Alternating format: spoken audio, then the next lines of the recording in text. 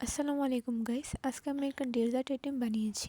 দেখে হয়তো বুঝতে পারতেছেন না কি দিয়ে কিভাবে বানিয়েছি। প্রথম থেকে লাস্ট পর্যন্ত দেখতে থাকেন ভিডিওটা, তাহলে বুঝতে পারবেন আমি কিভাবে এটা বানিয়েছি। আমি কখনো আশা করি নাই যে এটা খেতে এতটা মজা হবে। আসলে আমি এখানে 1 কেজি দুধ জাল করছিলাম, তখন হঠাৎ করে দেখি এটা বয়ে গিয়েছে। তারপর চিন্তা করলাম এটা ফেলে দেবো, কিছু একটা করি। তারপর এখানে আমি ভালো করে লেবু রস দিয়ে ছাঁকনি দিয়ে ছেঁকে নিয়েছি।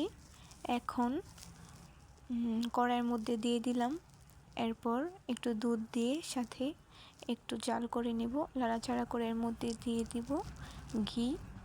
ঘি দিয়ে আবার ভালো করে একটু মিশিয়ে নেব। এই তো মিশানো হয়ে গেছে।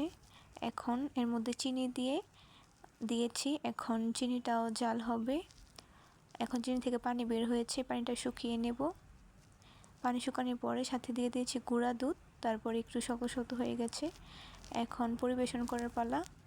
তাই আমি ছোট একটা ট্রে নিয়ে নিয়েছি। ট্রের মধ্যে এগুলো আমি এখন ঢেলে ভালোভাবে এই যে সমান করে নিচ্ছি। এই তো এখন হয়ে গেছে আমার ডেজার্ট আইটেম।